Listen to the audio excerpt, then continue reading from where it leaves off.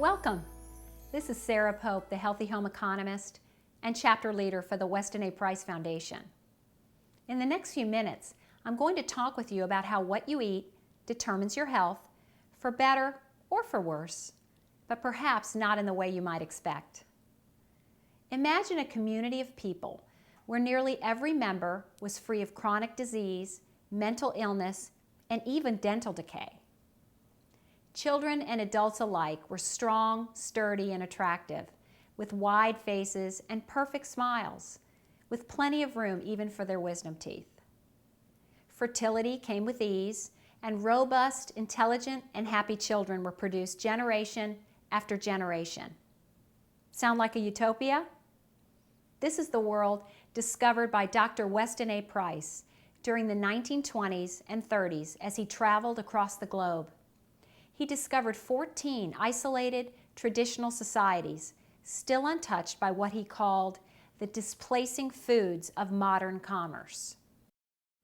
Dr. Price was a dentist and the first modern researcher to examine and write about the food choices and preparation habits of non-industrialized societies. In his pioneering work, Nutrition and Physical Degeneration, he carefully noted the superior health these habits bestowed upon native populations. These population groups existed entirely on nutrient-dense, local foods. While the diets of these peoples differed in specifics, they contained several common factors. First, the groups studied ate liberally of animal proteins and fats in the form of seafood, organ meats, and dairy products. Animal fats in particular were valued as absolutely essential to good health and were revered as sacred in bestowing easy fertility and healthy children to the parents that consumed them. These fat and cholesterol-rich animal foods supplied three very important vitamins in large amounts: true vitamin A, the animal form of vitamin D, and the animal form of vitamin K. These vitamins are critical to building healthy bone structure and to the prevention of disease, including tooth decay. The diets of these isolated cultures also all contained at least some animal and plant foods that were consumed in a raw state.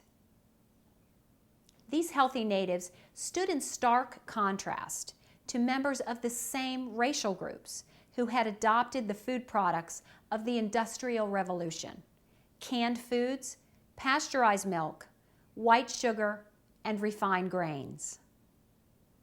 In these natives, Dr. Price found rampant tooth decay, infectious disease, degenerative illness, and infertility.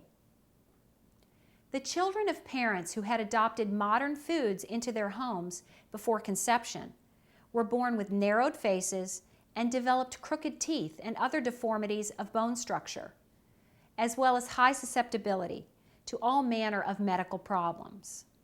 Even the robust health of children born to parents who consumed only their traditional diet during their growing years rapidly declined if those children chose a more modern diet upon reaching adulthood. The drastic difference in health between the natives consuming their traditional diets and those who adopted modern foodstuffs was due not only to food choice alone, however. Traditional societies practiced superior food preparation and storage techniques as well. Grains, milk products, and frequently even vegetables, fruits, and meats were fermented or pickled through a process called lacto-fermentation. Traditional fermentation techniques preserve foods so that they were available during the winter months and other times of food scarcity. These methods also enhanced nutrient availability and added health-promoting probiotic bacteria, which ensured sound digestive health and function. Isolated societies almost universally practiced the liberal incorporation of bone broths into their ethnic cuisines as well. Bone broths supply plentiful minerals in the form of electrolytes, which are very easy to assimilate. The gelatin in bone broths attracts digestive juices, making any cooked foods that are eaten with the same meal easier to digest. Bone broths are very supportive of healthy cartilage and digestive health. These wise preparation methods, which enhance nutrient value and digestibility, stand in sharp contrast to modern processing and preservation methods, which deaden and denature food, rendering it high in calories, yet low in nutrition. The dazzling allure of brightly colored boxes and packages in modern grocery stores beckon shoppers to fill up their pantries with convenient and fractionated foods. But this convenience comes with a heavy price: our health. Even listening to the dietary advice of most doctors, dietitians, researchers, and spokesmen for government and nonprofit agencies, such as the Food and Drug Administration, the American Heart Association, the National Institutes of Health, the American Cancer Society, and others, tends to confuse the issue for those who genuinely wish to leave processed foods behind and embrace a healthier diet. The approved guidelines of these diet dictocrats are visually depicted as a pyramid and now a food plate, which suggests that the healthiest diet is one based primarily on whole grains along with fruits and vegetables, even though no healthy traditional society studied by Dr. Price ever ate this way.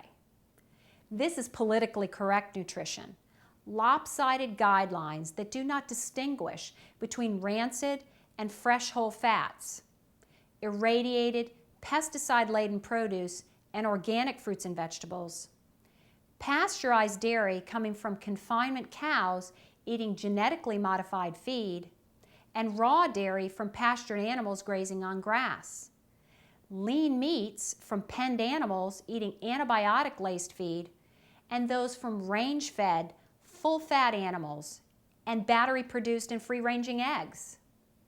Such empty nutritional advice has not in any way stemmed the ever-increasing tide of degenerative disease, and in many ways has made the situation far worse, with our children paying the heaviest price of all. Only with a return to the nourishing wisdom of our ancestors, as discovered and documented by Dr. Price, can we hope to reclaim the vibrant health that is our birthright. Traditional food choices and preparation techniques using modern technology as a generous benefactor surely promise a golden age of health to all who heed its call. For more information on traditional diets, please refer to the website of the Weston A. Price Foundation. Until next time, this is Sarah Pope, the Healthy Home Economist and Weston A. Price Chapter Leader, and I'm wishing you all the best in the kitchen.